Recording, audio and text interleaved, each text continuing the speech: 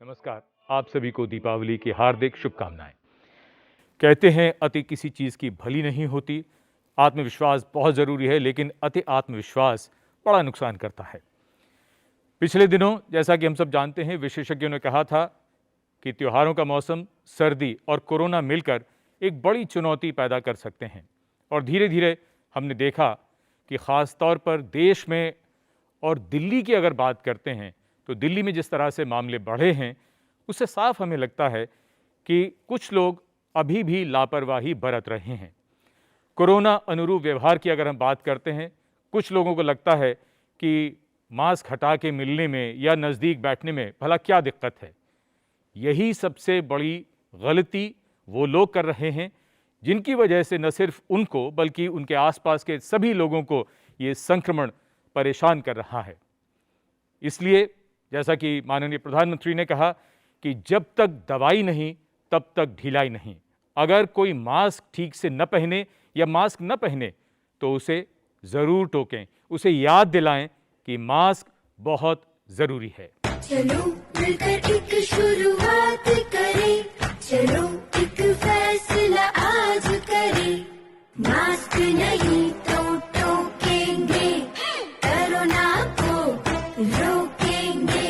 चलो एक इरादा करते हैं, चलो कुछ वादा करते हैं, मास्क नहीं तो टोकेंगे, कोरोना को रोकेंगे। कोरोना को हराने के लिए कोरोना अनुरूप व्यवहार ज़रूरी है और उसके साथ साथ ज़रूरी है तथ्यपरक जानकारी, जो इस कार्यक्रम के ज़रिए हम आप दर्शकों तक पहुंचाते हैं। और आज दीपावली की शाम स्वयं भारत के स्वास्थ्य मंत्री डॉक्टर हर्षवर्धन जी हमारे साथ यहाँ स्टूडियो में मौजूद हैं। बहुत स्वागत मंत्री जी आपका। और हमारे साथ हैं जाने माने मेंटल हेल्थ एक्सपर्ट और पब्लिक हेल्थ एक्सपर्ट और एहबास के डायरेक्टर डॉक्टर निमेश देसाई। बहुत स्वागत डॉक्टर देसाई आपका। और हमारे साथ जुड़ रहे हैं जाने माने पल्मोनोलॉजिस्ट और एम्स के director doctor Randeep Guleria. Doctor Guleria, बहुत स्वागत आपका भी। नमस्कार। सबसे पहले मंत्री जी, मैं आप ही से दीपावली की शुभकामनाओं के साथ ये जानना चाहूँगा, इस समय पिछले कई दिनों से हम ये देख रहे हैं कि रोज़ाना जो मामले आ रहे हैं उससे ज़्यादा रिकवरी हो रही है। आप इससे संतुष्ट हैं? देखिए, संतुष्टि के दो लेवल हैं। एक लेवल तो वो है कि जो अब से 1-2 महीना पहले हमारे देश में एक्टिव केसेस की जो संख्या थी वो 10 लाख के करीब थी और वो आज 50% के करीब 5 लाख से भी एक प्रकार से कम हो गई है। और जो रिकवरी रेट की जहाँ तक बात है वो ओवरऑल 93% है। मोर्टालिटी रेट जो है 1.48% है जी।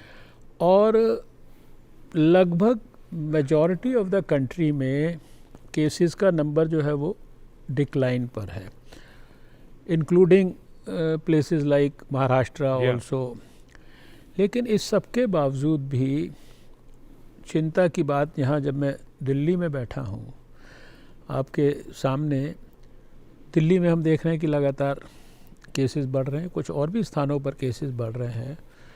और ये सारी चीज़ें इसलिए हो रही हैं कि इतने आग्रह के बावजूद, यानी आग्रह की कोई, जिसे कहते हैं आग्रह करने की भी पराकाष्ठा जो हो सकती है, वो क्या हो सकती है कि जो बात प्रधानमंत्री जी और सारी सरकार और सारी व्यवस्था और सारे कम्युनिकेशन के सिस्टम्स, इंक्लूडिंग हर समय टेलीफोन में भी आपको बताया जाता है, रिमाइंड कराया जाता है सरकार के द्वारा, उसके बावजूद भी और रिसेंटली प्रधानमंत्री जी के द्वारा उन्हीं सब बातों को दोबारा से राष्ट्र के नाम संदेश में दोहराने के बावजूद भी बड़ी संख्या में लोग अभी भी इस कोविड अनुरूप बिहेवियर को गंभीरता से, अभी आपने कहा कुछ लोग फॉलो नहीं कर रहे हैं, लेकिन मेरा ये अपना व्यक्तिगत जो अनुभव भी है और जो मैंने खुद भी इनफॉर्मली कैजुअली जाकर खुद जांच करने की कोशिश की फील्ड में, दिल्ली के अंदर विशेषकर, क्योंकि दिल्ली में ही मैं हूँ पिछले काफ़ी समय से, बाकी सारे देश से तो कनेक्ट वीडियो कॉन्फ्रेंस से होता है।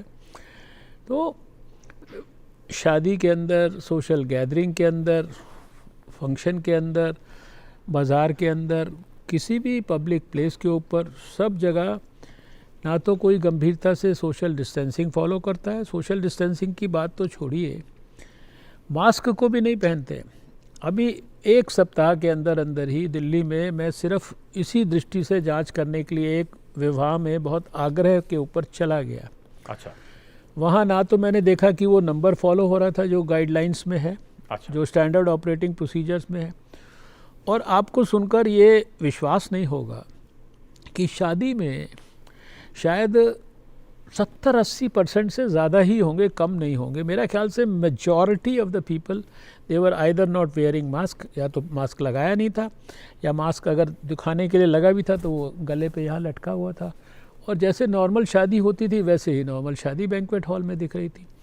अब ऐसी परिस्थिति होगी, मार्केट्स में क्या हो रहा है, दिवाली के समय पे बाज़ार के अंदर जो है वही नज़ारे उसी तरह से दिखते हैं, उसी तरह से लोग शॉपिंग कर रहे हैं, एक दूसरे के साथ कंधे टकरा रहे हैं, कोई मास्क की परवाह नहीं है। तो ऐसी स्थिति में जो दिल्ली के अंदर इतनी तेज़ी से केसेस बढ़ रहे हैं, ये मेरे लिए विशेष रूप से चिंता का विषय है। और मैंने पहले ही जब ये फेस्टिवल्स शुरू हुए थे, दशहरे से भी पहले मैंने बराबर जो भी मेरे पास साधन थे लोगों के साथ कम्युनिकेट करने के, मैंने अपने संडे संवाद कार्यक्रम के माध्यम से भी लोगों से आग्रह किया था कि थोड़ा सा फेस्टिवल्स मनाएं। उसके बारे में कोई जिसे कहते हैं दो मत नहीं है कि फेस्टिवल्स हमारे खुशी के साथ जुड़ा है। उसको मनाने के लिए थोड़े से अपने सिस्टम्स को रिफॉर्म कर लें, हम अपने घर के अंदर अपने परिवारजनों के साथ मनाएं। बाहर अगर जाकर मनाने की भी कोशिश करनी है तो कम से कम प्रिकॉशंस, सावधानियां लेने के अंदर किसी प्रकार की कोताही ना करें। और अभी तो ये एक के बाद एक फेस्टिवल्स हैं। अभी तो देखिए आज आप दिवाली का आपने चर्चा किया, 2 दिन दिवाली रहेगी, फिर इसके बाद छठ आएगा, भाई दूज में भी कितना इधर से उधर मूवमेंट होता है, एक स्थान से दूसरे स्थान। ये सब चीज़ें, सबसे बड़ी बात यह है कि जो बार बार कहा जा रहा है कि भाई वैक्सीन जब आएगी, ये सोशल वैक्सीन है, मास्क, 2 गज की दूरी सोशल वैक्सीन है। हाथ की सफाई और सैनिटाइज़र का इस्तेमाल जो है, मैं तो कहता हूँ सैनिटाइज़र की भी ज़रूरत नहीं है, आप सिर्फ साबुन और पानी से हाथ धोते रहें। जी, आप हमेशा साबुन और पानी से रेस्पिरेटरी एटिकेट्स फॉलो कर ले और भीड़ भड़क्के को अगर अवॉइड कर लो तो आप बिल्कुल अच्छी तरीके से, मैंने पहले भी कहा 10 महीने से ज़्यादा, अब 11वें महीने में हैं हम जी। 8 जनवरी को पहली मीटिंग मैंने स्वास्थ्य मंत्रालय में की थी, 11वें महीना शुरू हो चुका है।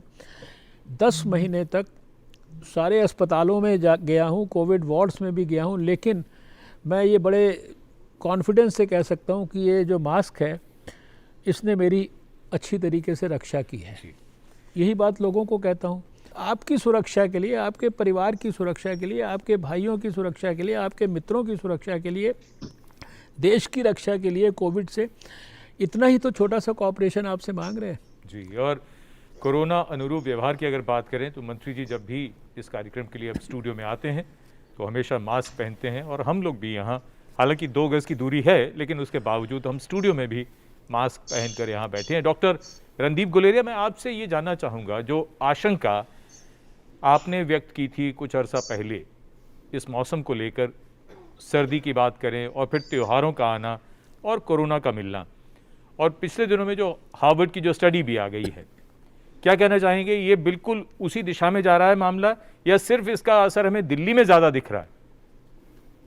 नहीं, फिलहाल तो अभी दिल्ली में दिख रहा है, लेकिन हमें ये पता है कि जो रेस्पिरेटरी वायरसेस हैं, और कोरोना भी एक रेस्पिरेटरी वायरस है, वो सर्दियों के मौसम में उसके केसेस बढ़ते हैं, स्पाइक करता है। और उसके 2 मेन कारण ये है कि सर्दियों के मौसम में बाहर की हवा में वायरस ज़्यादा देर तक सर्वाइव करता है, कोल्ड और ड्राई टेम्परेचर में।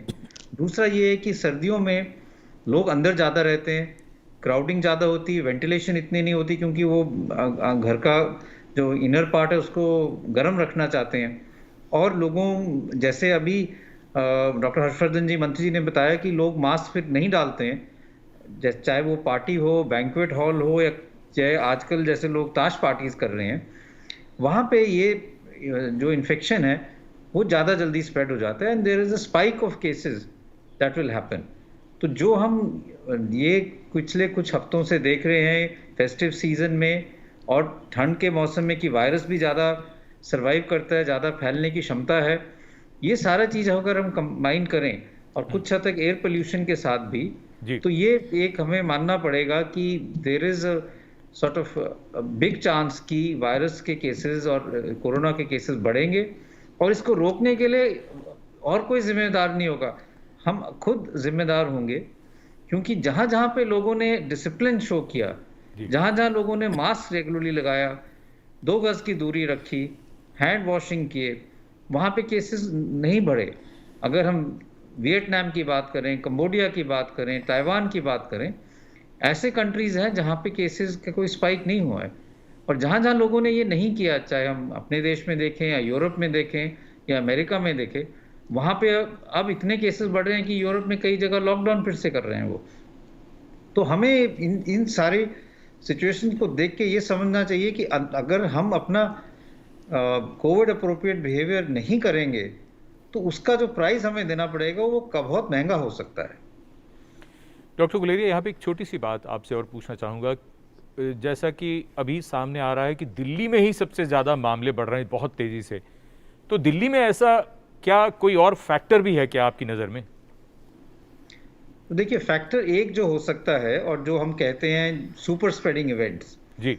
जब हम कोविड अप्रोप्रिएट बिहेवियर नहीं करते और कोई ऐसी सिचुएशन आए जहां पे लोग इकट्ठे हुए हैं, क्राउड बन गया है और वहां पे लोगों ने मास्क भी नहीं लगाया, फिजिकल डिस्टेंसिंग नहीं करी, और वहां पे मान लो कोई 1 या 2 व्यक्ति ऐसे हैं जो वायरस की स्प्रेड को बहुत ज़्यादा, वो उनकी कैपेसिटी टू स्प्रेड बहुत ज़्यादा है, एकदम वो बहुत ज़्यादा लोगों को उस क्राउड में इन्फेक्शन दे देंगे और वो लोग फिर आगे जाके इन्फेक्शन फैलाएंगे और एकदम केसेस बढ़ जाएंगे।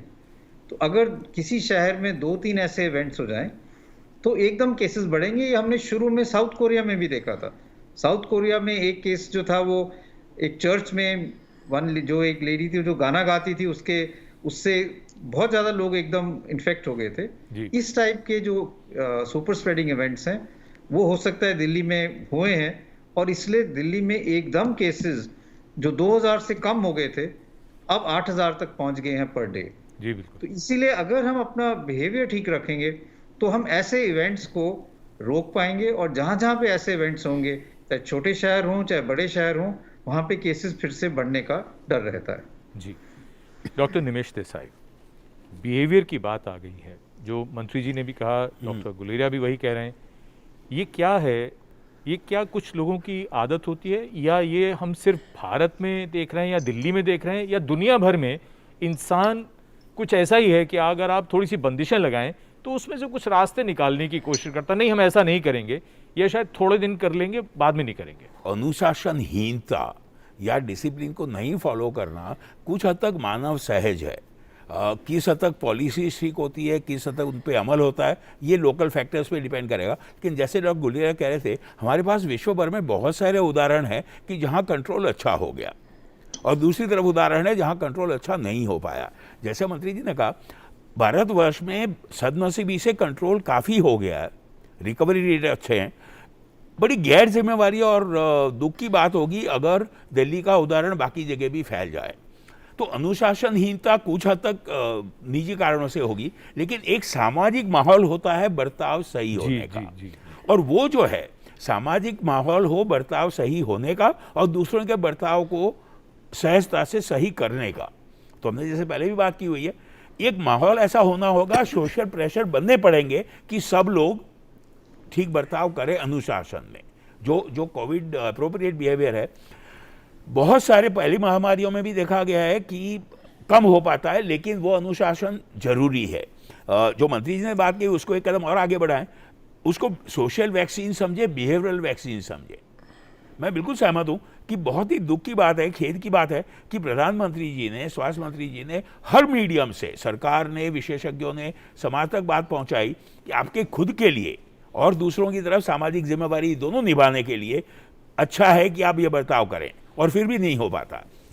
वैज्ञानिक रूप से देखें, जो पहले हमने बात किया है, समझा जा सकता है। जैसे डॉक्टर गुलेरिया ने कहा, माहौल बदल रहा है, प्रदूषण है, सर्दियां आ गई हैं, त्यौहार है, लेकिन उस सिचुएशन में इस चैलेंज को हम अपॉर्चुनिटी में बदल पाएं, ये लगता है टेम्पररीली अभी हम नहीं कर पा रहे हैं, और ये दबाव बनना पड़ेगा। हमारी उम्मीद ये है कि आज जैसे प्रोग्राम से लोग और समझेंगे जी। कि सामाजिक जिम्मेवारी जो है वो निभाना पहला फर्ज है। जी। एक छोटी सी बात और कह दें, कई बार ये भी गलतफहमी होती है कि मास्क सिर्फ दूसरों के लिए पहनना है। सबसे पहली बात ये कि मास्क, जैसे डॉक्टर साहब ने कहा, डॉक्टर हर्षवर्धन साहब ने, अपने लिए बहुत ज़रूरी है, खुद की सुरक्षा के लिए और दूसरों की तरफ जिम्मेवारी के लिए। तो ये बात कहीं हम जितनी बार कह सकें और जिस प्रकार से कह सकें लोगों तक पहुंचे। मंत्री जी, एक बात जो जहन में आती है वो ये कि पिछले दिनों जिस तरह से दिल्ली में जो मामले बढ़े हैं और कुछ और जगहों पर भी कुछ ऐसी बातें सुनने को आ रही हैं कि शायद वहाँ ऐसी आशंका जताई जा रही है। मैं आपसे यहाँ दो बातें जो जहन में आती हैं वो ये कि कुछ लोगों का ये कहना है, यूरोप का एग्जाम्पल देते हुए, कि वहाँ कुछ देशों ने दोबारा लॉकडाउन लगाया।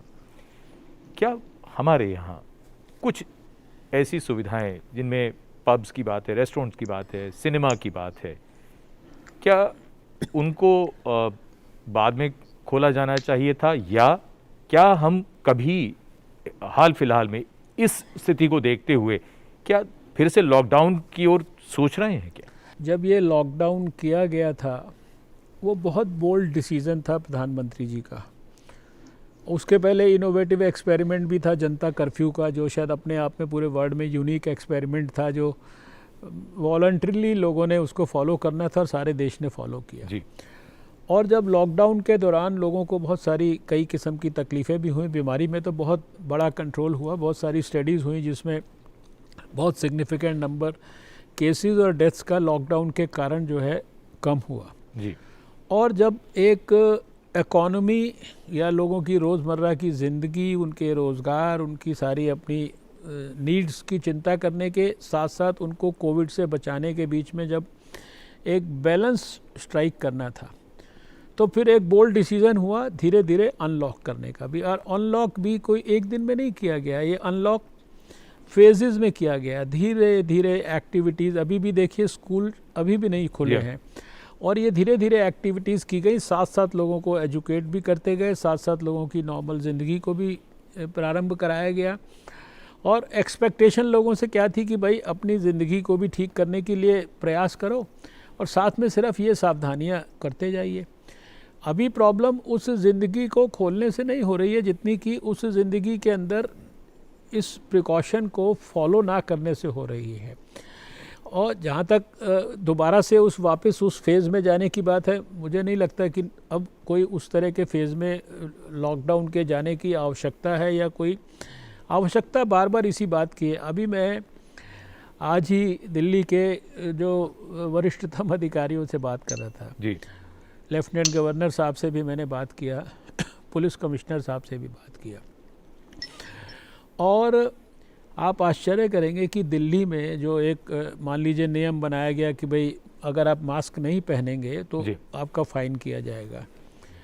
जो फ़ाइन करके जो एक प्रकार से इसको मैं रेवेन्यू तो नहीं मानता, लेकिन ये एक तरह से लोगों का सोशल कंट्रीब्यूशन है एक बीमारी से लड़ाई लड़ने के लिए जी। उसमें जो उन्होंने कलेक्शन किया है that runs into crores. Can you imagine? इतने लेवल पे इतने एक्शंस लेने के बावजूद भी लोग अगर लापरवाही कर रहे हैं तो इसके लिए किसको ब्लेम किया जाए?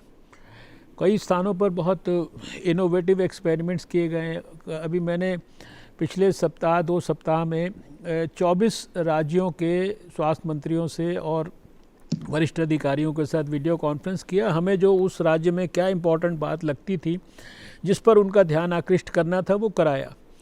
बहुत सारे लोगों ने, अब उत्तराखंड के मुख्यमंत्री ने मुझे कहा कि हम बाज़ार में जाके फ़ाइन भी करते हैं और फ़ाइन करके 4 मास्क भी उसको देते हैं।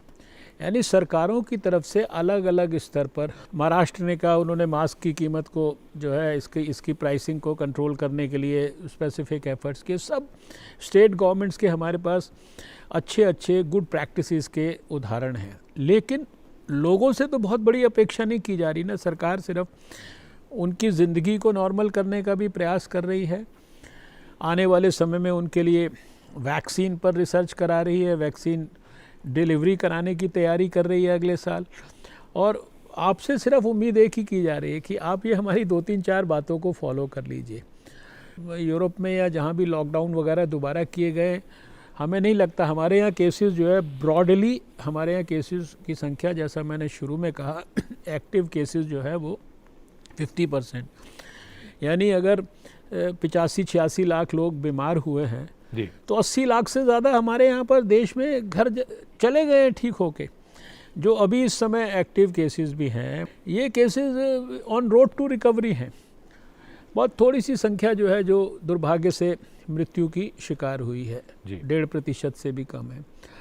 तो अगर ये अभी सिर्फ चैलेंज ये है कि ये ट्रांसमिशन हम कट कैसे करें। ट्रांसमिशन कट करने के लिए यही बैरियर है। अगर इस बैरियर का इस्तेमाल सब लोग कर लें, 1 महीना ठीक से कर लें, मैं समझता हूँ बहुत सिग्निफिकेंटली जो है ये ट्रांसमिशन हमारा जो है कम हो जाएगा। अभी सर्दी का मौसम है जी, और इतने सालों का हमारा अनुभव है कि नवंबर-दिसंबर में दिल्ली में जैसे खासकर पॉल्यूशन लेवल NCR वगैरह में बढ़ जाते हैं, वो इस साल भी बढ़े हुए हैं जी। जो भी उसके मूल कारण है उसके ऊपर मैं विश्लेषण नहीं करता वो कारण काफ़ी हद तक बने हुए हैं, उनमें सुधार नहीं हो पा रहा है, लेकिन उसको भी अगर मद्देनज़र रखें तो उस पॉल्यूशन से भी अपने आप को बचाने के लिए ये मास्क जो है एक बड़ा टूल है। जब कोविड नहीं आया था तब भी लोग मास्क लगाते थे ना, पॉल्यूशन जब बढ़ जाता था। तो इस कारण से भी अगर मास्क लगाएं तो क्या हर्जा है किसी भी प्रकार से। और डॉक्टर गुलेरिया ने भी उस बात को बड़ा स्पष्ट किया कि अभी सर्दी है तो बंद कमरे में हम रहते हैं, तो उसी एनवायरनमेंट में जब सर्कुलेशन होता है तो, और घर जाके सारे के सारे डाइनिंग टेबल पे जो है मास्क उतार के इकट्ठे बैठ के खाना खाते हैं या इकट्ठे कमरे में जाते हैं, एक आदमी बाहर से इन्फेक्शन लेके आया है और बाकी सब के साथ एक कमरे में बैठे हैं, तो फिर एक दूसरे से ट्रांसमिशन होगा या सुपर स्प्रेडर इवेंट्स के माध्यम से होगा।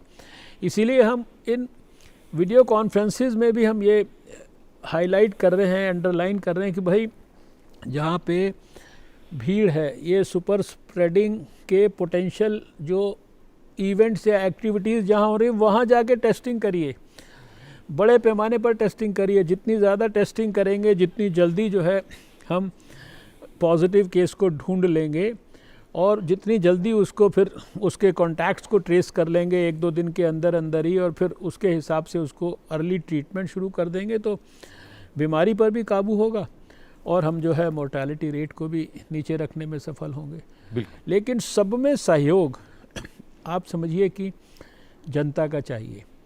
आज तक मुझे ऐसा ध्यान नहीं कि प्रधानमंत्री जी एक यही बेसिक बात जिसको हम इतनी देर से चर्चा कर रहे हैं, इसको पता नहीं आधा दर्जन बार बताने के बाद फिर दोबारा जो है उन्होंने राष्ट्र के नाम संदेश देकर बताया त्यौहार से, फेस्टिवल से पहले।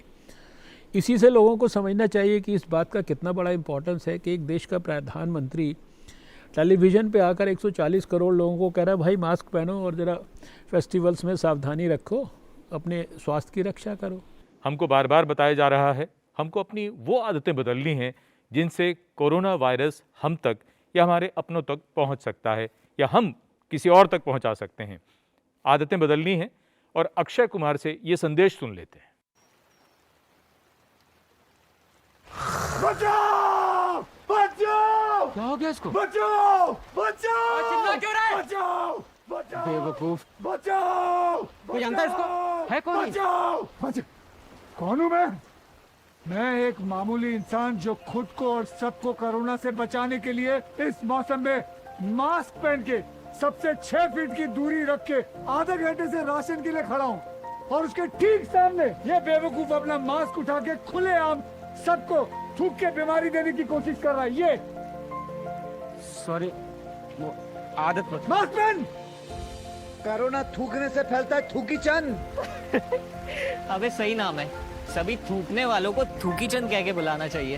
ए थूकी चंद, थूकी चंद, थूकी चंद। थूकी चंद मत बनिए। अपनी बुरी आदतों को बदल के कोरोना की इस लड़ाई में देश की मदद कीजिए। जय हिंद।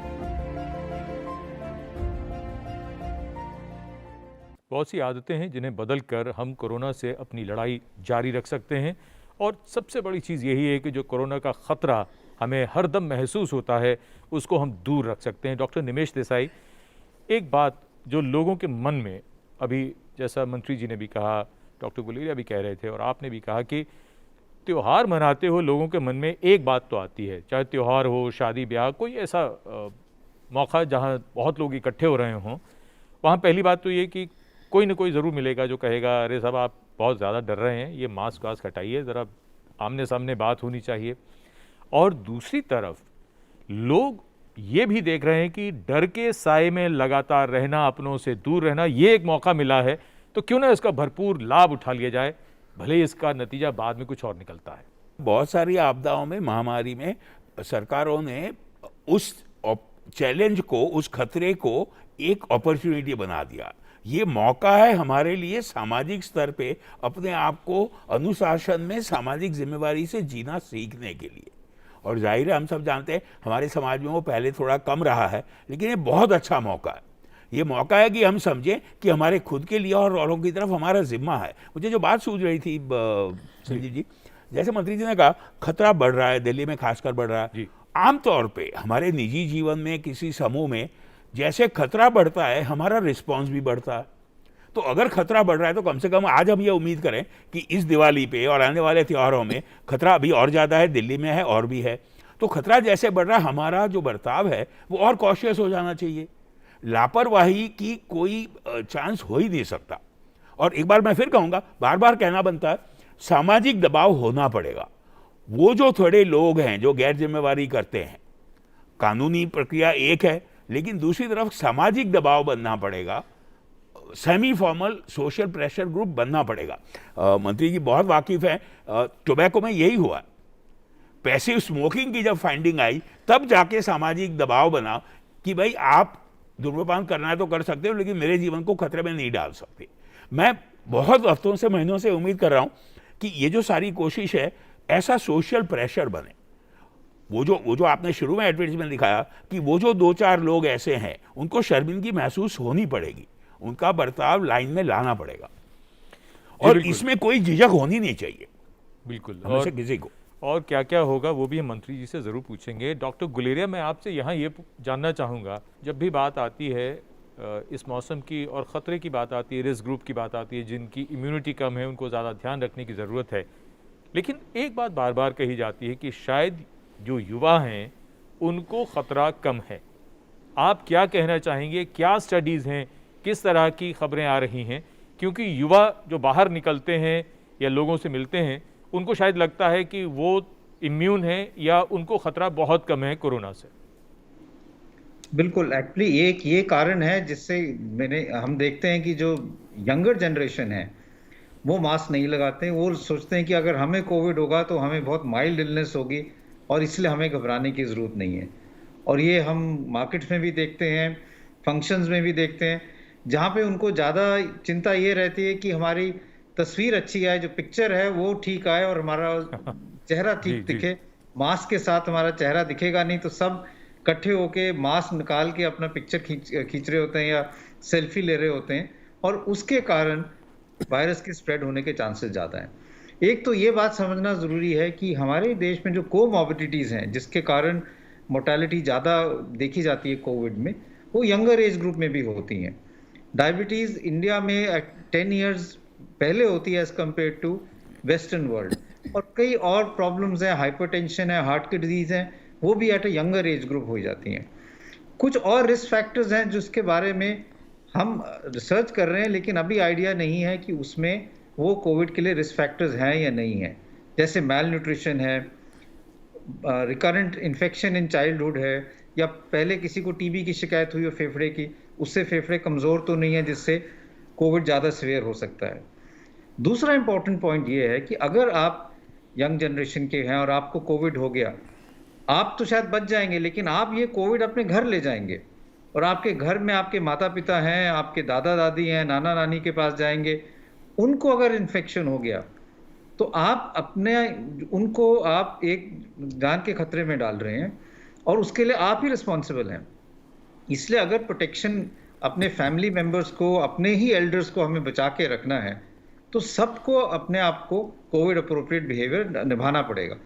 क्योंकि हमें चाहे माइल्ड इन्फेक्शन हो, हम अगर इन्फेक्शन लेके घर जाएंगे तो हमारे जो आसपास हैं, नियर एंड डियर वंस हैं, और जिनकी उम्र ज़्यादा है, जिनको ज़्यादा कोमॉर्बिडिटीज़ हैं, उनको अगर इन्फेक्शन हो गया तो वो हॉस्पिटल में एकदम पहुंच जाएंगे। और हमने ये हॉस्पिटल में कई दफ़ा देखा है कि इन्फेक्शन में शुरू में बच्चों में हुआ या यंगर एज ग्रुप में हुआ, वो बाहर किसी फंक्शन पे चले गए, या दो वीकेंड के लिए, एक परिवार है जो वीकेंड के लिए उनकी बेटी और उसकी फ्रेंड जयपुर चले गए, वापस आए, दोनों को कोविड हो गया, उसके बाद उनके सारे घर में सबको इन्फेक्शन हो गया, और उनके जो ग्रैंड पेरेंट्स थे उनको बहुत सीवियर इन्फेक्शन हुआ। तो ये बहुत ज़रूरी है लोगों को समझना कि हम जब प्रोटेक्शन की बात कर रहे हैं तो हम आपके पूरे परिवार की प्रोटेक्शन की बात कर रहे हैं। और अगर आप यंग हैं तो उसका ये मतलब नहीं कि आप अपने आप को ही प्रोटेक्ट करें, आप औरों को भी प्रोटेक्ट कर रहे हैं मास्क डाल के। अब जो स्टडीज़ सारी दुनिया से आ रही हैं, क्या वो यही बता रही हैं कि जब लोग एक दूसरे से मिलते हैं तभी ये इन्फेक्शन ज़्यादा असरकारक होता है, यानी ये तभी ज़्यादा काम करता है, या सामान के ज़रिए सरफेस से भी ये फैल रहा है, या सरफेस से उतना खतरा नहीं है? अब जो नई स्टडीज आ रही हैं और सीडीसी का भी ये मानना है कि सरफेस ट्रांसमिशन इतना इंपॉर्टेंट नहीं है, क्लोज कॉन्टैक्ट और ड्रॉपलेट इन्फेक्शन जो हम कहते हैं दैट इज मोर इम्पॉर्टेंट। और इसलिए फिजिकल डिस्टेंसिंग और मास्क लगाना सबसे ज़्यादा ज़रूरी है, और उसके बाद हैंड वॉशिंग है और कॉफ एटिकेट्स हैं। क्योंकि जब अगर हम मास्क नहीं लगाएंगे और खांसेंगे और अपनी कॉफ को कवर नहीं करेंगे जी।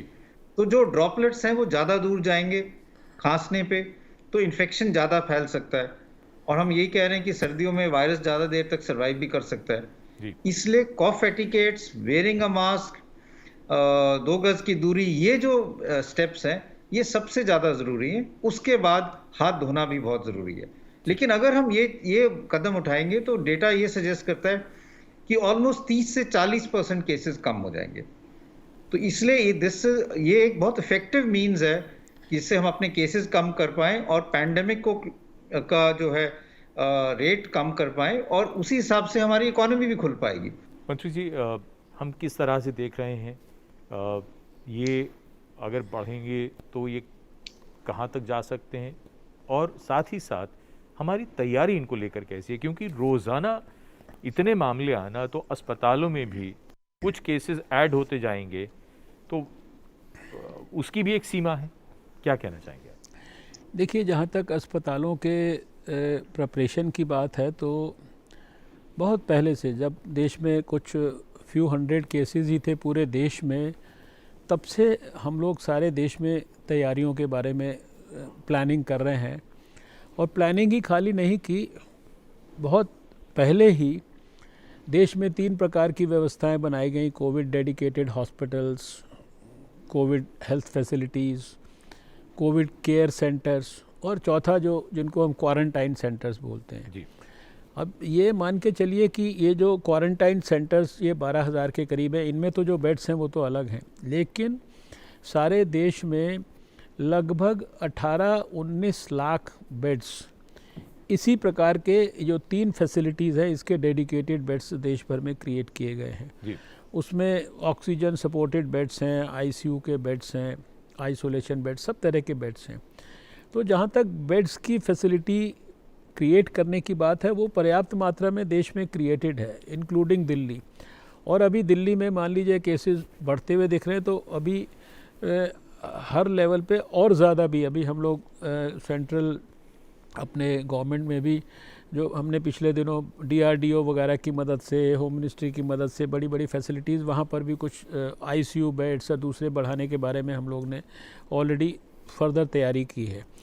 कहने का अभिप्राय यह है कि उस दृष्टि से कोई इतनी बड़ी प्रॉब्लम नहीं आने वाली है। उस दृष्टि से सरकार पहले से ही सजग है, 6 महीने 8 महीने पहले से सजग है और कंटिन्यूसली उन चीज़ों को मॉनिटर कर रही है। सारे देश में स्टेट लेवल पर भी हम मॉनिटर करते हैं, मल्टीपल लेवल पर मॉनिटरिंग्स होती हैं।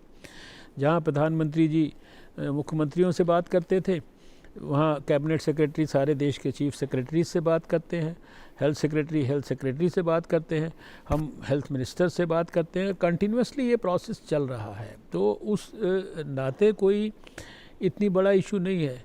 इशू ये है कि हमको इसको अल्टीमेटली कंट्रोल करना है, और कंट्रोल करने के लिए जो जो प्रिकॉशंस लेने हैं उन प्रिकॉशंस को लेने के लिए जहाँ कोई मान लीजिए नियम कायदे कानूनों को भी दोबारा से देखने की अगर ज़रूरत है। जी जी जी मान लीजिए हमने आज उपराज्यपाल महोदय से बातचीत किया, इसके संदर्भ में भी थोड़ी सी चर्चा आपस में की है।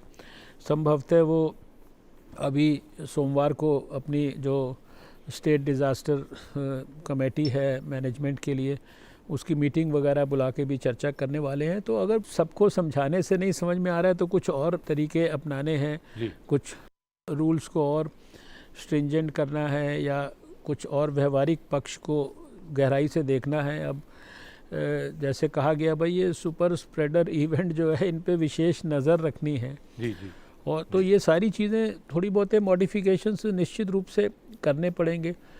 मैंने जैसा कहा कि सारे देश में हम डिक्लाइन की तरफ हैं, ये खासकर दिल्ली में विशेष रूप से हमारे को इस समय थोड़ा प्रॉब्लम ज़्यादा महसूस हो रही है। जी इसके ऊपर जब दिल्ली में पहले भी स्थिति बिगड़ी थी, आपको याद है कुछ महीने पहले, तो प्रधानमंत्री जी ने एक मीटिंग में होम मिनिस्टर को भी कहा और स्वास्थ्य मंत्री को भी कहा, और हम लोगों ने दिल्ली के लोगों की पूरी मदद करके दिल्ली में 5-6 हज़ार टेस्ट होते थे, 20-22 हज़ार रोज़ टेस्ट तक उस लेवल को लेके गए, सारी फैसिलिटीज़ को और स्ट्रेंथन किया, पूरा सपोर्ट किया। सब तरीके की इक्विपमेंट्स के साथ साथ जो है वेंटिलेटर्स और दूसरे पीपी किट्स और N95 मास्क, दवाई, हर चीज़ इंक्लूडिंग फाइनेंशियल सपोर्ट, ये सब कुछ हमने किया है। वो सारी चीज़ों के लिए हम लोग अभी भी पूरी तरीके से एक तरह से प्रोएक्टिवली तैयारी कर रहे हैं, सपोर्ट कर रहे हैं, कंटिन्यूसली मॉनिटर कर रहे हैं। लेकिन घूम फिर के विषय वही है जो डॉक्टर गुलेरिया ने भी कहा, डॉक्टर निमेश देसाई ने भी कहा कि कोविड एप्रोप्रिएट बिहेवियर ये हमारे लिए सबसे इम्पॉर्टेंट है। ये कैसे एम्फेसाइज कर सकते हैं, इसको कैसे सोशल मूवमेंट बना सकते हैं, इसका कैसे इंफॉर्मेशन का फर्दर डिसेमिनेशन। अब 117 करोड़ टेलीफोन्स के अंदर कॉलर ट्यून पे सुबह से लेकर रात तक देश के सबसे जो सुप्रसिद्ध जिसे कहते हैं स्टार हैं अमिताभ बच्चन जी, सबको यही बात बोल रहे हैं ना जो हम आप डिस्कस कर रहे हैं। जी बिल्कुल। इससे ज़्यादा कंटिन्यूस कंसिस्टेंट तरीके से देश को कब से हम ये बात रिमाइंड कर रहे हैं, फरवरी के महीने से शायद रिमाइंड कर रहे हैं, जनवरी फरवरी से। जी। और हर टेलीफोन कॉल पे सबसे पहले यही टेलीफोन कान पे लगाते यही बात सुनाई देती है। फिर भी लोग नहीं समझ रहे हैं कि इसका इम्पोर्टेंस क्या है। तो ये वो जो लोग नहीं समझ पा रहे हैं उनका भी दुर्भाग्य है, और जो उनके कारण प्रभावित हो रहे हैं उनका भी दुर्भाग्य है। जी आपकी बात से ये बात तो स्पष्ट है कि जहाँ जहाँ लोग अब ज़्यादा इकट्ठे होंगे वहाँ पर नज़र अब ज़्यादा रहेगी, चाहे वो बाज़ार हो या ऐसी जगह हो जहाँ लोग इकट्ठे हो रहे हैं और अगर इन नियमों का पालन नहीं कर रहे हैं। देश में ऐसी जगहों पर जहाँ से आपको लगता है कि आने वाले दिनों में कुछ मामले बढ़ सकते हैं, क्या आप बताना चाहेंगे? ऐसी कोई जगह, कोई ऐसा कोई स्थान है? देखिए, सारे देश में बहुत डिटेल में हमारा जो national centre for disease control है दिल्ली में, जो सारे देश में जिसने कम्युनिटी सर्वेलेंस को मॉनिटर किया, पॉइंट ऑफ एंट्री सर्वेलेंस को मॉनिटर किया, अभी जितनी ये ट्रैकिंग की, कॉन्टैक्ट ट्रेसिंग की जो प्रक्रियाएं हैं जिनको, और उसके हिसाब से फिर जितने दूसरे सर्वेज़ वगैरह हैं, सीरो सर्वेज़ हैं जिसको ICMR वगैरह के साथ मिलके किया, तो वो तो एक एक डिस्ट्रिक्ट पर नीचे लेवल तक मॉनिटरिंग करते हैं। सारे देश से सब प्रकार के डाटाज हम लोग इकट्ठे करते हैं, वो पोर्टल के ऊपर आते हैं। हमारे यहाँ पे दिल्ली में डिटेल्ड उसका नेशनल लेवल पे एनालिसिस होता है, और स्टेट्स को हम लोग एरिया स्पेसिफिक करके भी बताते हैं कि यहाँ पे आपके देखिए ये केसेस बढ़ रहे हैं, इसके हमारे पास ये रीज़न्स हैं, इसके अंदर आपको ये चीज़ करनी ज़रूरी है। आपके यहाँ पर RT-PCR से टेस्ट कम हो रहा है, और जो दूसरा जो तरीका है एंटीजन वाला, वो टेस्ट जो है बहुत ज़्यादा हो रहे हैं, और जब एंटीजन टेस्ट नेगेटिव आता है तो उसका हर एक केस का पॉजिटिव RT-PCR से कंफर्म करना ज़रूरी होता है, लेकिन आपके यहाँ नहीं हो रहा है। यानी हम लोग तो माइन्यूटेस्ट एनालिसिस करके स्टेट गवर्नमेंट्स के साथ शेयर करते हैं, और जैसा अभी मैंने कहा कि मैंने पिछले 2 हफ्ते में 23-24 स्टेट गवर्नमेंट्स के साथ ये सारी चीज़ें शेयर की हैं। बाकायदा हम लोग डिटेल्ड प्रेजेंटेशन करते हैं। NCDC के डायरेक्टर डॉक्टर सुजीत सिंह, इस कार्यक्रम में भी आपने कई बार बुलाया है, वो प्रेजेंटेशन करते हैं, उसके बाद उनके मंत्रियों से सुनते हैं, उनके अधिकारियों से सुनते हैं। यानी देश भर के बहुत सारे प्रभावित जो डिस्ट्रिक्ट्स हैं उनके जो कलेक्टर्स हैं, डिस्ट्रिक्ट मजिस्ट्रेट्स हैं या बड़े शहरों के जो एमसीडी कमिश्नर्स हैं, उनके साथ मैंने यहाँ से बैठ के वीडियो कॉन्फ्रेंसिंग दिल्ली से की है सारे इस 10 महीने के पीरियड में कितनी बार। वो अफेक्टेड डिस्ट्रिक्ट्स में उन्हीं से जाके सीधे पूछते हैं, भाई आपके डिस्ट्रिक्ट में ये डाटा आ रहा है, ये केसेस बढ़ रहे हैं, ये टेस्ट कम हो रहे हैं, या ये फैटेलिटी रेट ज़्यादा है, आप इसके लिए क्या कर रहे हैं, या आपके यहाँ मान लीजिए बेड्स की ये इशू है, इसके लिए आपने क्या प्लानिंग की है। तो सरकार की तरफ से, केंद्र सरकार की तरफ से, starting from the prime minister up to the relevant levels, सब प्रकार के प्रयास हो रहे हैं। और ऐसा नहीं कि स्टेट गवर्नमेंट्स प्रयास नहीं कर रही हैं, स्टेट गवर्नमेंट्स भी पूरा प्रयास कर रही हैं। अब सब लोग कोविड के खिलाफ लड़ाई को लड़ना सीख गए हैं, समझ गए हैं उसको, स्ट्रैटेजी को क्या करना ज़रूरी है ये समझ गए हैं। लोगों के लिए भी कोई रॉकेट साइंस जैसी बात नहीं है, लोगों के लिए तो सिंपल सी बातें हैं, वो भी लोगों को बता दिया है। बिल्कुल बिल्कुल। और आपने देखा कि गांव वगैरह के लोगों ने, शायद हमें लगता है थोड़ा शायद बेहतर समझा है, शायद गांव में इतना नहीं केसेस हो रहे जितने कि पढ़े लिखे लोगों के बीच में शहरों के अंदर या पेरी अर्बन एरियाज़ के अंदर केसेस ज़्यादा हो रहे हैं। जी, ये बड़ी महत्वपूर्ण बात है। डॉक्टर रणदीप गुलेरिया, हम आपसे यहाँ ये समझना चाहेंगे, अक्सर कोविड अप्रोप्रिएट बिहेवियर की जब बात आती है तो डॉक्टर निमेश देसाई से अक्सर ये सवाल पूछा जाता है कि लोग थक गए हैं, फटीग हो गया है। लेकिन आप तमाम लोगों की जब हम बात करते हैं, डॉक्टर्स की बात करते हैं, पूरा हेल्थ एक प्रोफेशनल्स की बात करते हैं, तो सबसे ज़्यादा अगर फटीग किसी को होगा तो आप लोगों को होगा। आप लोग इससे कैसे निपट रहे हैं?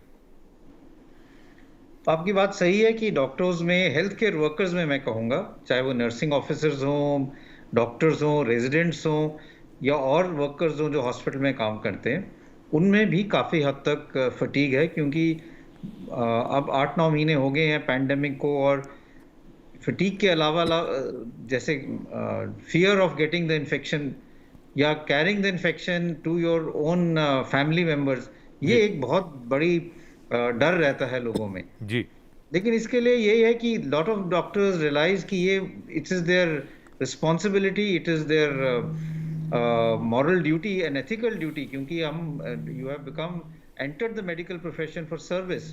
तो इसलिए लोग ये समझते हैं कि ये तो एक सेवा की भावना से हम आए हैं, और अगर हम पैंडेमिक में ही अपनी पूरा जोर नहीं लगाएंगे तो फिर और कब लगाएंगे। और हम अपनी तरफ से कोशिश करते हैं कि उनको ऑफ्स दें, रोटेट करें, जिससे जो डॉक्टर्स हैं या नर्सेज हैं वो कुछ टाइम कोविड एरिया में काम करें और कुछ टाइम नॉन कोविड एरिया में काम करें, जिससे उनको थोड़ा सा ब्रेक भी मिले और there is some rotation of staff, जिससे वो जो फटीग है वो नहीं सेट इन हो। लेकिन आपकी बात सही है कि it is a big challenge, and I am very proud of all the health care workers कि they have stood up to this challenge and really come up with flying colours. जी, पूरे देश को गर्व है जिस तरह से आप सभी लोग देश की सेवा में और लोगों की ज़िंदगियां बचाने में लगे हैं लगातार। सबसे महत्वपूर्ण बात यही है कि हमको अपना व्यवहार दुरुस्त करना है, ऐसा रखना है जिससे कोरोना हमारे पास न भटके। क्या करना है, इस संदेश के माध्यम से उसे एक बार और दोहरा लेते। अरे भाई साहब, इनको सामान मत देना, नहीं तो हम नहीं लेंगे। अरे इनको अपनी दुकान से जाने के लिए बोलो ना। इस सज्जन ने मास्क पहन रखा है और सबसे 6 फीट की दूरी भी बनाई रखी है। लेकिन आप मास्क नीचे करके बात कर रहे हैं, उससे सबको इन्फेक्शन का ज्यादा खतरा है। समझदार बनिए। अपना मास्क हमेशा पहन के रखें और कम से कम 6 फीट की दूरी बनाए रखें। एक जागरूक नागरिक बनो। एक और जो महत्वपूर्ण बात कोरोना से लड़ाई में वो ये कि हम सब दवाई का तो इंतज़ार कर रहे हैं, लेकिन उस इंतज़ार में अपना धैर्य नहीं खोना है। डॉक्टर निमेश देसाई, धैर्य रखना और किस तरह से इस भावना को बढ़ाएं अपने अंदर, ये कैसे करेंगे? जैसे डॉक्टर रणदीप गुलेरिया ने कहा, डॉक्टर्स, नर्सिस और बहुत सारे फ्रंटलाइन वर्कर्स अपना जिम्मा समझ के, जिम्मेवारी समझ के सेवा कर रहे हैं और देश ने और सरकार ने उसकी कदर की है, जैसे आपने भी कहा। मुझे विश्लेषण ये सूझता है संजय भाई कि थोड़ा मजाकिया लाइट हार्टेड वे में, लेकिन गंभीरता से ये कहा जाए कि बहुत सारे मानव समाजों में, खासकर हमारे जैसे समाज में, सरकार की गलती निकालना आम आदत रही है। जी, ये एक मौका है। 2020 की ये वैश्विक महामारी भारतवर्ष की जो सफलता है, महामारी के कंट्रोल करने के सारे मेजर्स की। इसकी कोई मिसाल है नहीं। हमारी पॉपुलेशन डेंसिटी, आबादी की गहनता और बहुत सारे और कारण लेकर भारत सरकार ने, जैसे रखा मैं कहा, भारत सरकार ने, राज्य सरकार ने जो कुछ हो सकता था किया और अभी भी कर रहे हैं। अब क्या हम सामाजिक रूप से हमारी रेसिप्रोकल जिम्मेवारी निभाने को तैयार हैं? क्योंकि जैसे हम थियरी में जानते हैं, सरकार और समाज अगर सिंक्रनी में काम करेंगे तभी ऐसी महामारी से सफलता हो सकती है। और मोटे तौर पे हुआ भी है, लेकिन वो जो पॉकेट्स है वहाँ गड़बड़ है। वो जो पॉकेट्स ऑफ इरिस्पॉन्सिबल बिहेवियर है, गैर जिम्मेवारी है, मुश्किल वहाँ पे है। तो मैं एक बार फिर कहना चाहूँगा कि सरकार ने जो करना था और सरकारों ने जो करना था वो कर लिया और बहुत सारा हो रहा है। हमें भारतीय होने पे गर्व है और होना चाहिए कि हमने महामारी को अच्छे से कंट्रोल किया। क्या हम रेसिप्रोकल जिम्मेवारी निभा रहे हैं, सामाजिक रूप से, निजी रूप में? जी, डॉक्टर रणदीप गुलेरिया, अब सर्दी का मौसम चल रहा है, त्योहारों का मौसम, जैसा हम कहते हैं कि अब त्योहारों का मौसम भी साथ साथ है, ऊपर से कोरोना का ख़तरा। हमारा व्यवहार, जैसा कि बार बार जो बातें बताई जा रही हैं वो, उसके साथ साथ हमारी जीवनचर्या, हमारा खान पान, हम कैसा ढालें ताकि ये ख़तरा हमें कम रहे? खान पान के लिए ये बहुत ज़रूरी है कि हम एक बैलेंस न्यूट्रिशियस डाइट लें, और उसमें ये ज़रूरी है कि जो मौसमी फ्रूट्स हैं, फल जो हैं वो लें, हम हरी सब्जियां लें, तो और अपने थोड़ा हद तक एक्सरसाइज करें, वॉक कर सकते हैं अपने, अगर आपके पास पार्क है जहाँ पे क्राउड नहीं है, खुली एरिया है, वहाँ करें, या फिर योगा करें और कुछ हद तक मेडिटेशन करें। क्योंकि हमने ये देखा है कि कोविड के से बचने के लिए दो चीज़ें हैं, एक तो मेंटल स्ट्रेंथ, और कई लोगों को बहुत ज़्यादा इसमें एंग्जाइटी, टेंशन होती है क्योंकि सबको डर है कि मुझे कोविड तो नहीं होगा या और कोई ऐसे सीरियस इससे प्रॉब्लम तो नहीं होगी। तो एक मेडिटेशन ऑल्सो विल हेल्प, और दूसरा अगर हम योगा करेंगे तो हमारी लंग की कैपेसिटी भी अच्छी रहेगी, हमारी बॉडी की टोनिंग अप भी अच्छी रहेगी, कार्डियोपल्मोनरी रिजर्व भी अच्छा रहेगा, और ओवरऑल इम्यूनिटी लेवल भी अच्छा रहेगा, जिससे हम कोविड अगर हुआ तो उससे हमारी बॉडी लड़ पाएगी। तो गुड न्यूट्रिशियस डाइट और एक्सरसाइज इज इम्पॉर्टेंट। जी, एक बहुत छोटा सा सवाल और आपसे पूछ लें जल्दी से, वो ये कि मौसम ऐसा चल रहा है, किसी को भी खांसी, सर्दी, ज़ुकाम, बुखार हो जाता है, तो वो क्या समझे कि ये मामूली या मौसमी ये असर है या कोरोना? ये एक बहुत डिफ़िकल्ट सवाल है, क्योंकि इस मौसम में कॉमन कोल्ड जो बिना इन्फेक्शन के ठंड लगने के कारण छींकें आ गया, जुकाम, नज़ला, वो भी हो सकता है जी। हम ये भी देखते हैं कि इस मौसम में और वायरल इन्फेक्शन, स्पेशली इन्फ्लुएंजा जो स्वाइन फ्लू है, वो भी बढ़ता है और कोविड भी बढ़ेगा। तो दोनों सारों के जो सिम्टम्स हैं कुछ हद तक ओवरलैप करते हैं। यही मैं कहूँगा कि अगर फीवर है तो आप अपना टेस्ट ज़रूर कराएं, बुखार के साथ जुकाम, नज़ला है तो वो ज़रूर कराएं। बुखार नहीं है, सिर्फ छींकें आ रही हैं और वो 1-2 दिन में ठीक हो जाती हैं, तो मोस्ट लाइकली एलर्जिक है या मौसम के कारण ही है, और चांसेस हैं कि ये कोविड नहीं है। जी, मंत्री जी, रोज़ाना खबरें आती हैं, लोग प्रश्न पूछते हैं वैक्सीन को लेकर, क्या अभी कोई स्थिति बदल रही है कि आने वाले कुछ महीनों में हमें कुछ ऐसी कोई खबर मिलेगी, और ख़बर मिलना एक तरफ, उसके बाद फिर सब तक जल्दी से जल्दी वैक्सीन भी पहुँचे? देखिए, पहले भी ये बात मैंने शेयर की है कि सरकार ने एक तरफ कोविड से जो प्रभावित लोग थे उनके लिए सारे इंतज़ाम किए पिछले 9-10 महीने में, दूसरी तरफ अपने वैज्ञानिकों की मदद से उनको सपोर्ट किया, जो वैक्सीन के मैन्युफैक्चरिंग से जुड़ी हुई कंपनियां हैं, ड्रग कंपनियां हैं, रिसर्चर्स हैं, उनको सपोर्ट किया जी। और उसका परिणाम ये है कि आज नवंबर के महीने में जब हम बात कर रहे हैं, तो यूँ तो दुनिया के अंदर 200 से ज़्यादा वैक्सीन कैंडिडेट्स हैं, उसमें से थोड़े से क्लिनिकल ट्रायल्स में एडवांस स्टेजेस में पहुंच गए हैं, 3-4 हमारे भारत के हैं उसमें, और उसमें से भी 2 तो थर्ड फेज़ में पहुंच गए हैं। और उस सब के आधार पर हमें उम्मीद है कि जैसे नया साल शुरू होगा 2021, तो पहले महीने में नहीं तो दूसरे महीने में हमारे को निश्चित रूप से वैक्सीन उपलब्ध हो जाएगी। और आज 2 महीने पहले से, यानी हम पिछले 2 महीने से इस बात की तैयारी कर रहे हैं कि जो हमारा अनुमान है कि जून जुलाई अगस्त तक हम देश में 25-30 करोड़ लोगों को हम वैक्सीन उपलब्ध करा दें। किसको सबसे पहले वैक्सीन लगनी चाहिए, उसकी प्रायोरिटीज़ तय हो गई हैं। उन प्रायोरिटीज़ के हिसाब से जो सबसे पहले मान लीजिए हेल्थ वर्कर्स हैं, फ्रंट लाइन वर्कर्स हैं, उनकी लाइन लिस्टिंग स्टेट्स की मदद से बनाकर उसके लिए भी सारे जो डाटा इकट्ठे हो रहे हैं उनको पोर्टल्स पे अपलोड किया जा रहा है। और इसके साथ साथ जो सारी वैक्सीन को डिलीवरी करने की प्रक्रिया है, यानी वैक्सीन जहां मैन्युफैक्चर होगी वहां से उसके स्टोरेज के स्थान से लेकर और अल्टीमेट उसके ग्रास रूट लेवल पे डिलीवरी के समय तक का जो मैकेनिज़्म है, उसमें वैक्सीन कैरियर्स हैं, स्टोरेज के सारे रेफ्रिजरेटर्स और जितने भी इक्विपमेंट्स हैं, सारी चीज़ें हैं। उसके लिए वैक्सीन की डिलीवरी के लिए लगाने के लिए सिरिंजेस हैं, वैक्सीनेटर्स की टीम्स हैं, और ये सारे काम को हमारा ऑलरेडी आप जानते हैं कि देश में हमारा इतना बड़ा यूनिवर्सल इम्यूनाइजेशन प्रोग्राम है। हम लगभग 1 दर्जन वैक्सीन्स बच्चों को फ्री देते हैं सारे देश के अंदर। उस प्रोग्राम में हमने अपनी जो योग्यता और क्षमता है देश ने पोलियो इरेडिकेशन में शो की हुई है, यानी कि लाखों स्थानों पर पोलियो की वैक्सीन पिछले 25 साल से लगातार हम सारे बच्चों को जो है छोटे 5 साल से उनको हम दे रहे हैं।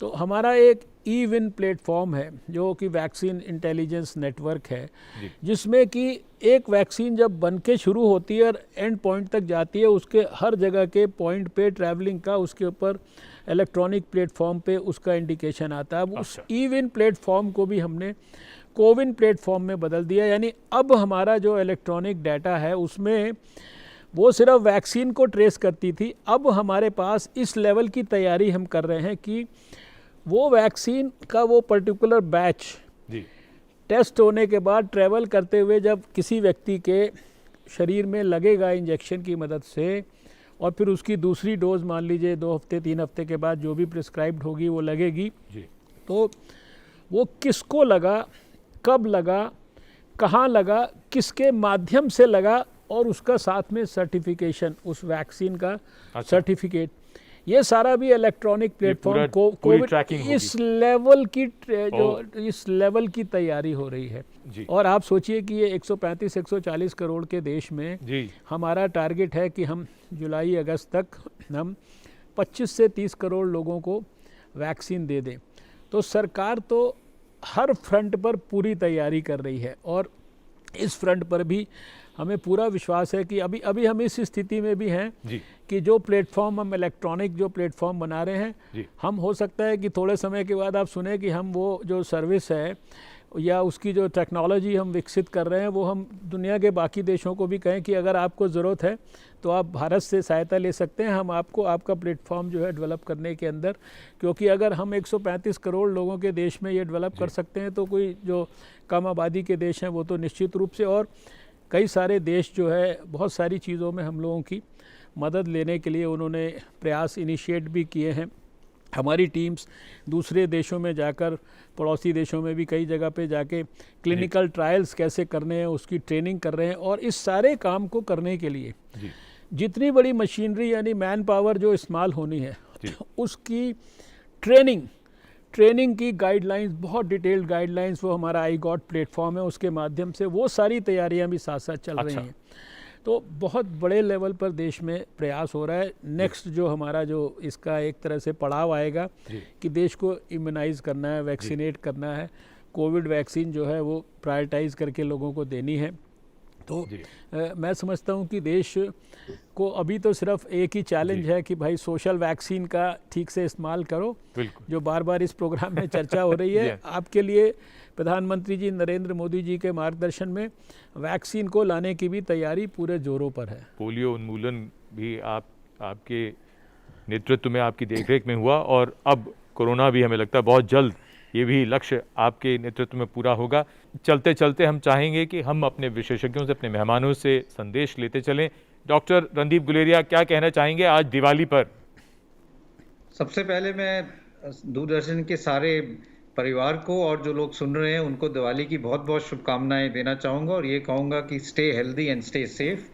और मैं दूरदर्शन के माध्यम से सबको यही कहना चाहूँगा कि अगर हम दिवाली को सुखी से तरीके से मनाना चाहते हैं तो एक तो हम ग्रीन दिवाली करें, पटाखे ना जलाएं क्योंकि उससे पोल्यूशन बढ़ेगा और इस टाइम पोल्यूशन अगर बढ़ेगा तो कोविड के केसेस भी बढ़ेंगे।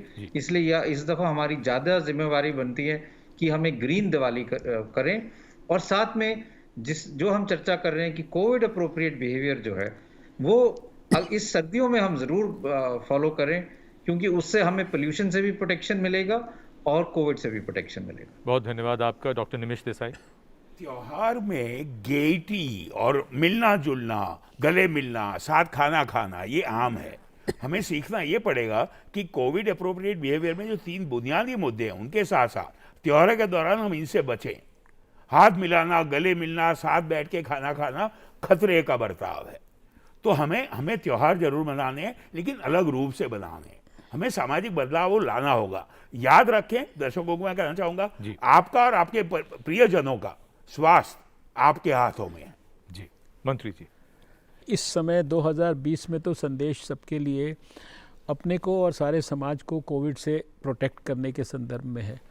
जहाँ तक दिवाली का या आने वाले जो फेस्टिवल्स हैं उनके बारे में है, तो मैं ये समझता हूँ कि उन फेस्टिवल्स को पूरे गरिमापूर्ण ढंग से हमेशा कोविड को at the back of mind रख के उससे अपने को प्रोटेक्ट करने की दृष्टि से, मैंने आपके लास्ट प्रोग्राम में भी कहा था कि जो फेस्टिवल के समय बहुत ज़्यादा पैसा वगैरह हम खर्च करते हैं, उस पैसे को, उस बजट को अपने आसपास किसी गरीब बस्ती में जाके गरीबों के बच्चों के साथ थोड़ा सा अगर आप वहाँ जाकर भी थोड़ा दिखाएं, उनको समझाएं कि सोशल डिस्टेंसिंग भी करें और मास्क भी पहनाएं, इस तरह की चीज़ें भी बांट के आएँ और कुछ मिठाई है, कपड़े हैं तो उन गरीबों के बीच में बांट आएँ। उनको ऐसे काम में मत खर्च करिए जो शायद आपके प्राणों को भी जो है खतरे में डाल सकता है। तो मुझे लगता है कि ये शायद 2020 के लिए एक आइडियल तरीका होगा। बाकी जो अभी कहा गया कि न्यूट्रिशन पे ध्यान रखना, ठीक से अपना अच्छा भोजन करना, उसमें बैलेंस्ड की बात की गई है, फलों की बात की गई है और फिर जो सिंपल तरीका है अपने आप को स्वस्थ रखने का, वॉकिंग से अच्छा और आसान तरीका तो कोई है नहीं। उसके लिए कोई उसका भी समय हम प्रॉपरली चुन सकते हैं और ख़ासकर अगर पॉल्यूटेड एटमॉस्फेयर है तो थोड़ा मास्क लगाना चाहे तो मास्क भी उस समय लगा सकते हैं डिपेंडिंग अपॉन द सिचुएशन। तो यही बेसिकली एक्सरसाइजेज हैं। जितना खुशी आपको अपने घर के लोगों के साथ फेस्टिवल को मनाने में मिलेगी, और उसमें अभी डॉक्टर निमेश देसाई ने बड़ी महत्वपूर्ण बात का ध्यान दिलाया कि आपस में हम जब इकट्ठे होते हैं तो फिर सारे लोग मास्क उतार के एक साथ खाना खाते हैं, वो भी थोड़ा रिस्की है। इस समय डाइनिंग टेबल के ऊपर एक साथ सबका मास्क उतार के खाना खाना ये भी रिस्की है। तो फेस्टिवल में इन सब बातों का भी ध्यान करें। मुझे लगता है लोगों को सब बातें पता हैं, बराबर उनको एजुकेट किया जा रहा है, ध्यान दिलाया जा रहा है। तो अगर थोड़ा सा सावधानी फेस्टिवल के नाम पर ही दिवाली मनाते समय हम अपना लेंगे तो इससे देश का, समाज का बहुत भला हो सकता है। भारत के स्वास्थ्य मंत्री डॉक्टर हर्षवर्धन जी, बहुत धन्यवाद यहाँ आने के लिए। डॉक्टर निमेश देसाई, डॉक्टर रणदीप गुलेरिया, आप सभी का हृदय से आभार। आज दिवाली की शाम आप सब हमारे साथ रहे और आज दिवाली की रात एक अज़्म शाकरी के शेर के साथ हम अपनी बात को ख़त्म करना चाहेंगे। आज दिवाली की रात है, दिए रोशन हैं, आज की रात ये लगता है मैं सो सकता हूँ। दिए की रोशनी से अपने हर प्रकार के अंधकार को, डर को दूर भगाइए।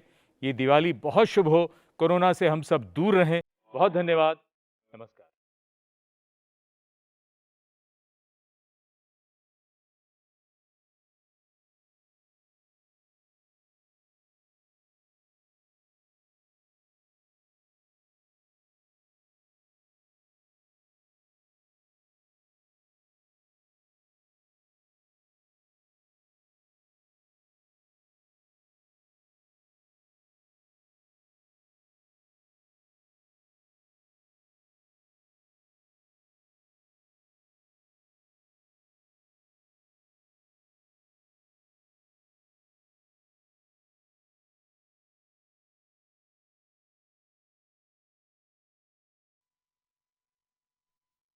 नमस्ते।